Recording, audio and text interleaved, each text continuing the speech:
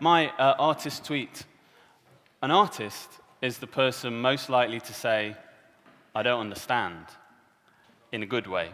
Okay, I'll explain that later. So I've been asked here to come and talk and try and inspire you. And my thought about inspiring you, when I looked at the list of people, and I saw people who were at the very top of their profession, I thought, wow, that's inspiring. And I thought, well, I'm not quite at the top of my profession. I'm a novelist. I might not be the best writer in Britain, yet. I might not be the best writer in this room. We're going to see about that later because I'm going to do a little competition. But I thought to myself, well, what's inspiring is that every day I get to wake up in the morning and do something that I absolutely love, which is make stuff up. And if you're looking for something to do in your future, if you can say that, that's pretty decent, I think. So I'm going to do a 6-point plan to becoming like me. So it's entitled, How to Become a Quite Poor, Unknown, but Very Happy Writer. Okay. Woo! Yeah. Step number 1. This is my PowerPoint. Fall hopelessly in love. Yes! Yes! Easy. When I was 11, I fell in love with this girl in the year above. I don't want to name names, but she was called Catherine. In order for me to like a girl back then, she had to have 3 things. She had to be older than me, number 1. Number 2, she had to have a nice rucksack. Catherine's was green and said champion on it. It was lovely. And 3, she had to pretty much hate my guts. Catherine had all of these. She smoked, she used lip balm, she swore she was a bad girl. And she always liked kind of bad guys. Her ideal man was sort of, an armed robber, basically. And the worst thing I'd ever done was return my library book late, which is wrong and bad. But it was only that. One day, Catherine said to me, I just got a love letter, and it was 4 pages long, so what are you going to do about that? And I said, 4 pages, that's nothing. I'm going to write you one which is 4 times longer than that. I'm going to write you one which is 14 pages. So I did. It took me ages. It took me 2 weeks. And the first sort of few pages were all like, oh, my love for you is like fire, you're so beautiful, the sun shines out of your rucksack, all that stuff. And then I ran out of things to say after 2 pages. She wasn't all that. So I just started writing about what was happening in my life. I started describing things. I told her about the bedroom in the house that we were renting. I told her about my little brother. I told her what was on the radio and what I had for my tea. Boys to Men, eggs, chips, and peas, 1991. I told her what made me feel sad or lonely or angry, and I gave her the letter. And she said, oh my God, you're so weird. And she gave it to some older boys who read it back to me in high-pitched voices.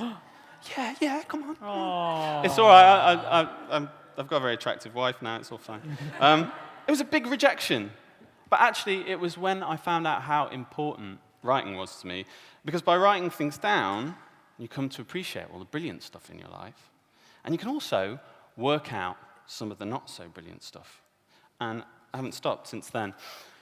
Number 2, listen to people and watch people. That's a very Zen message, isn't it? Listen to people and watch people. Spying, ladies and gentlemen. I don't mean listen to your teachers or your parents and do what they say. You can if you want and it makes sense. What I mean is listen to how people talk, listen to what they actually say, how they say it, write it down and steal it. I carry a notebook with me. Sometimes I carry a phone. If I'm out and about and I hear something funny or interesting, I write it down.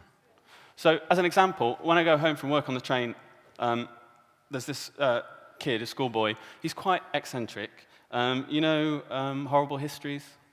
Yeah, he's into that in a big way. He knows all of the words to that. He's about 12, and he's always playing with elastic bands as well. I really like him. I think he's ace. But some of the other kids are a bit mean to him. And this one day, most of the mean boys had sort of got off the train, and it was just him singing about Magna Carta, and one other boy, one of the bullies. And this bully was sighing and shaking his head, like, oh, I don't want to be here, that kind of thing. And then Horrible Histories boy ducks under the table, and when he comes back, he's tied all of the elastic bands all over his face like this. So he's got his nose up here, his ears are all mashed up, his hair's on, and he's like that. The bully was in bits laughing. He was laughing the whole way back. He couldn't help himself, and I thought, That's brilliant. I'm putting that in a story. When I go and speak to young people in school sometimes, they're like, I would write something, but, nothing interesting ever happens to me. No. There's already enough in your life and in the lives of the people around you to make 1,000,000 novels. You just have to watch. You just have to listen. Number 3, learn to deal with people saying stuff about your work.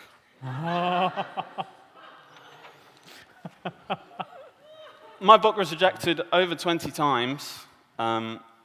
Most publishers are picky, most agents are picky. And then you send it out to reviewers. Here's my most recent book was reviewed by a couple of bloggers. Here are some of the things that they said about it.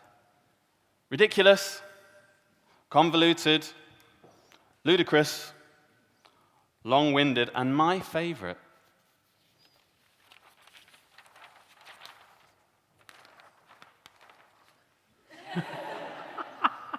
seriously, why?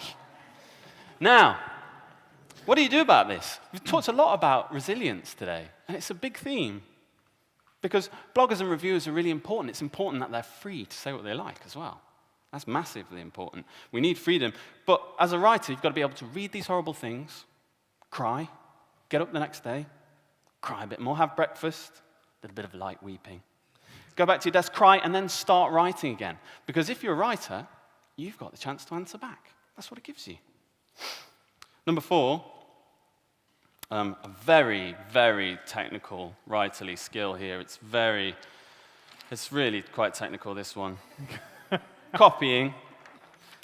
Every tool that you need to learn how to write is available for free in your local library.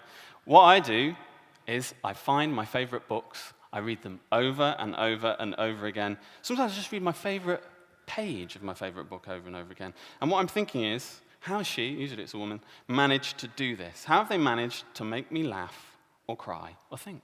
So I like books that make me laugh or cry or think. So get down to your library and read those ones that you love and read them over and over again and try and figure out how they do it.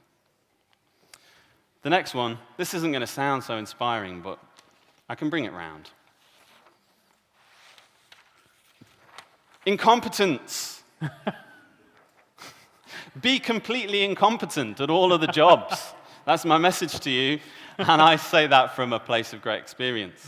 I used to have a job as a strimmer in the council back in Derby. I had one of those huge industrial grass trimmers with a motor that you strap onto a harness on your leg. You've got to wear a face mask and ear defenders and go into people's gardens and cut the grass. It's not as easy as it looks. There's a knack to it. Basically, you have to walk a certain way. It's maybe not the coolest way to walk. I could probably give you a demonstration. It's best seen from the back.